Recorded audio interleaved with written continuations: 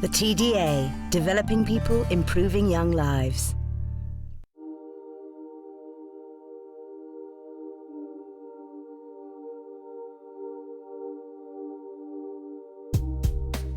The Baby Monster by Ria. Once upon a time, there was a baby with a talking teddy bear. It talks all day long. One day, Mum came in the room. Ah! The teddy bear turned into a baby monster. The baby monster scared the baby. Oh dear, let's call the fire engine. It still isn't dead. At last, it is dead. They all had a picnic. Oh, give Ria a really big clap. Say that, Ria. If you think she was really clear and you thought it was brilliant, you put your thumb up. Oh, excellent. Assessment for learning here happens every day in a classroom. But within the curriculum there are planned opportunities. So in each area of the curriculum there would be opportunities for assessment. Assessment for learning is part of the whole package that we offer the children. Whitchurch First School is a three-form entry school in the London Borough of Harrow. With 64% of pupils learning English as an additional language and 13% designated as special needs, they received an outstanding from Ofsted for their speaking and listening. Hands up if you can tell us what we've been learning about in maths this week, Tegan. Laying the foundations of assessment for learning with young children encourages them to start thinking about their learning, and at the same time giving them hands-on practice with basic assessment techniques. What's inside here, Tegan? Shapes. Shapes! Good girl, we've been learning about shapes and we're going to do something with the feely bag. Let's just see if we can practice what we are going to do with it. I'm going to put my hand in, but I can only give you a yes or a no answer. Let's have this shell. Is it a 3D shape? No.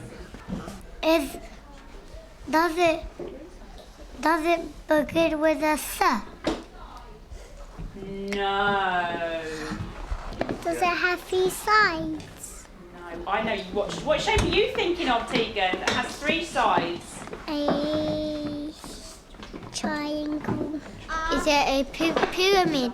Is it a pyramid? It can't be a pyramid because they said, is it a 3D shape? And I said no.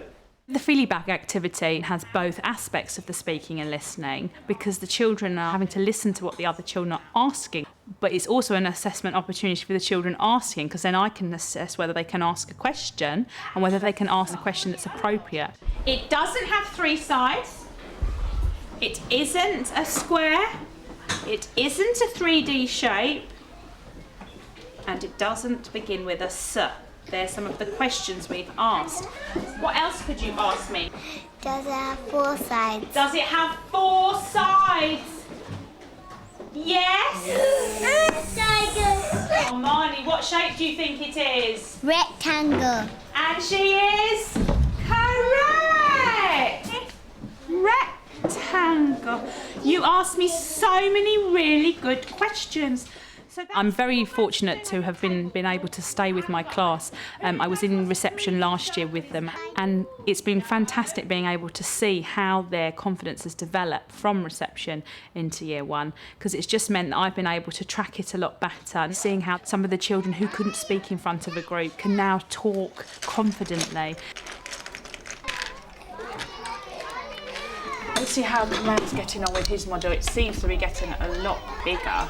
What else have you got in your model, Kamal? I need to find a piece. What are you looking for? A red line piece. A red line. Can you see one? Oh, here. How about that? Is that any good? What are you going to use that bit for? When my light flashes, it means someone needs help. And what do you do when somebody needs help? Then my model flies, and if it's from the sky, if it's falling from the sky, then I go up to save it. If it's down and it's broken, then I slide. And you slide as well. You've got put a lot of thought into those bits. Bishop, what do these parts do? What's this thing on the front of your model? What does that do? That's the lights. The lights? Yeah. If it's an emergency, it's gonna help it. If it's an emergency. Because do you know, this makes it fly too, the battery. The battery helps it to fly. You've thought lots of ideas through on there. Your model does an awful lot. And then English is a second language for most of the children in the class, and some children find English a lot easier in terms of an activity like this. They can talk it, but they can't write it. So their real focus here is just on the making and just the talking, because they can talk the ideas, but they haven't got all of the writing skills and the literacy skills to be able to write all of these ideas down. no. Would you want this tree? I think with Year 1, as the children are so young, the speaking and then listening opportunities really need to be play-based, as well as obviously the work that they have to be doing in Year 1. It is really important to give the children the confidence to talk. And if you're always structuring exactly what they have to do, you don't give them the freedom to show you what they can do. So opportunities in role play are fantastic, where you're not working with a group specifically, but being able just to observe.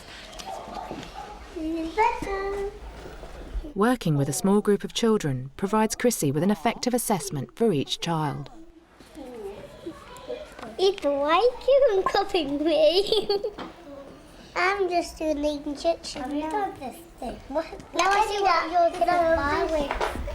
Hey, Ben. My wig. You should Molly take it out of his mouth when I'm trying to do this thing. You should Molly take it. It's good. 1040 F. That's his temperature, 104 Fahrenheit. What's he going to do about it? When I put this I'm doing him a big operation. Okay. When I put this in, it was 140 again. It'll take long. Okay, I've got time to wait. Yeah, so you don't need to do nothing. Can take the bunny.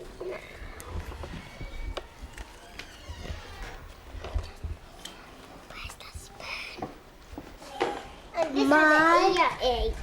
This has an earache as well. It has an earache as well. Sick. My wig is broken. So you've written it down for me. My wing is broken. Okay, so I know what's wrong with my owl. It's broken again. This is both now. Can I check his blood? Looking to see whether they can be creative in their ideas. Do they need me to be prompting them? Okay, I have prompted the animal, saying what's wrong with the animals, but pretty much after that it's up to them. Whereas if these children can speak and talk about how they're going to rectify the animal with the cut paw, can they think about all these things and the vocabulary that some of them have been using and blood and the temperature. These children obviously have this certain vocabulary. They know how to understand and look after animals, which is one of our science objectives for the term. Another appointment. When do I need to come back? If they're not feeling well, you have to come back. Okay, could you make me another appointment? And the children being able to make an appointment. I mean, I hadn't modelled any of that with them, so I know that they know a lot more about it than I had anticipated as a result of doing the role play assessment. Like 10 days. 10 days. And my appointment, what does it say? When is my appointment booked for? For the owl? Time at 1 o'clock. The day is Friday the 20th. Thank you very much. Friday the 20th. Thank you.